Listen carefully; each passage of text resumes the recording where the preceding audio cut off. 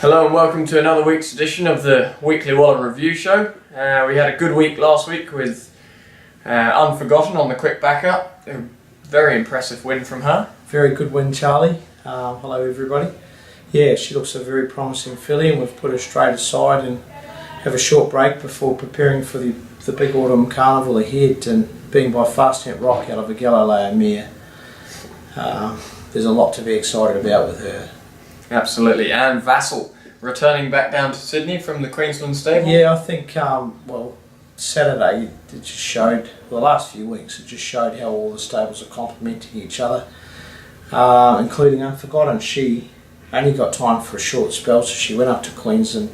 She pre-trained through the Queensland stable, maybe even had a quiet trial up there. I'm not sure if she did or not. She came down here on the Thursday. But anyway, she did spend some time up there. And Vassal, he's left Sydney because the tracks were too wet in the winter. Okay. Went up there, didn't manage to win a race, but managed to run some good placings and get some good form. Turned up in terrific order. He actually went to the Warwick Farm stable to get a bit of a change of scenery, completely away from Rose Hill. Turned up here race day and fought very hard and just beat the stablemate Great Glen, who had come up from Melbourne. No, he'd been here. No, he'd been here. So Great Glen fought on well. He won't be far away from the winner's circle either. Okay, we'll head straight into Rose Hill, where we have a small but select team. Starting off with Awoke. She is... That's a lie. Someone can't highlight. Sparky Lad. Sparky Lad. Sparky Lad's first, and a good one to start the day off with. He's had about 4 weeks between runs, but 1200 fresh up should suit. He did go to Canterbury for a spin around there on Monday morning just to give him a pipe opener and help bridge that 4-week gap. How did it look? Went good, looked well, rider was happy. Hard to beat Saturday. Okay, then in race 2 we have Awoke, barrier 5. Yeah, she's in the right race, I feel. Hasn't had a lot of luck go her way, but last start run was good, and this looks a perfect race for her. Looks to get a nice run with Brenton Abdullah aboard. Race 3 we have last start winner Karsov, Ty England. Yes, good tough win last start. And it was just got there. He would have been unlucky not to have won, but he got through the right time, and it was a good hard fought victory. So hopefully he takes a bit of confidence from that, because he wasn't really attacking the line well last start. So awkward gate on Saturday, but the extra distance should be a big help. Okay, and lead choreographer, getting a string of 2s next to his name. Yeah, he's also drawn very wide in the same race as Karsov, so he likes to race up on the speed. If we can't get cover, he'll go forward and sit in the first few. I think the big track will suit him. He's racing much more genuinely this preparation, that's for sure. Okay, then into race 6 we have Black on Gold, also a last start winner, barrier 4. Yeah, it was a good win last start. He got held up at a vital stage. He still managed to quicken up, and I thought that gave his win plenty of merit.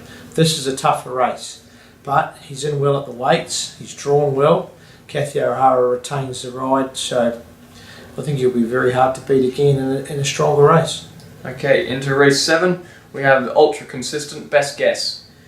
Yeah. Barrier 1. 1200 metres, big plus. I think he dropped back to 1100 last start. Yep. He still ran well. Good gate's going to suit. He's going to have a lovely run and just attack late. Gee, tries hard. Okay, race 8, also another last start winner, Cosmic Engine. Barrier 8, Blake Shin. Yeah, well, he was a good first up winner at Canterbury. Blake gave him a perfect ride last start. Drawn well, the extra distance should only suit. Definitely so. As will the big track, so I think this horse is in for a good prep. Just the one runner down at Sandown, Invincibella, barrier 11, Ben Mellon. Yeah, she's been racing very well, had no luck during Cup Week, missed the start and stormed home from a near impossible position to run second.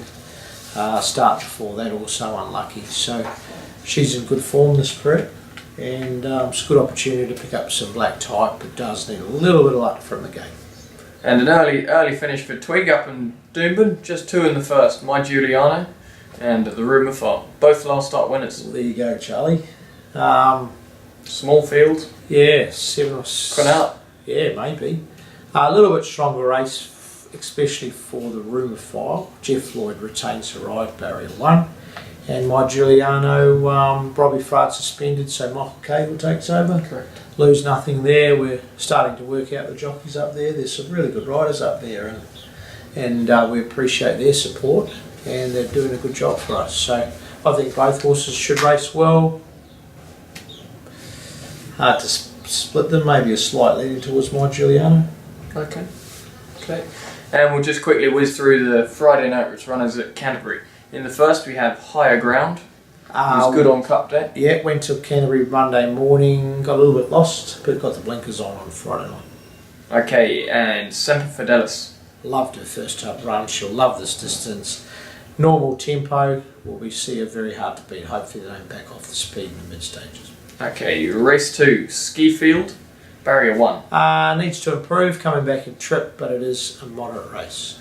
And Jaunty, scratched from today, goes on Friday. Terrific chance. Good draw should enable her to settle. That's my only concern. And extra distance should be a positive. Okay, race 3, we have Almighty Crown, barrier 8, Brenton Abdullah. Blinkers go aboard because he's probably looking for a bit further. Hopefully that'll keep him sharp, just needs a touch of luck for the draw. Race 4, Noir, Lee Megorian taking 3 kilos off, getting it down to 58 kilos from barrier 7. She's won at Canterbury before, needs a little bit of luck from the gate in a small field, but should run well. She's trialled very well. Okay, race 6, we have last start winner, Salomon, Blake Shin, barrier 7.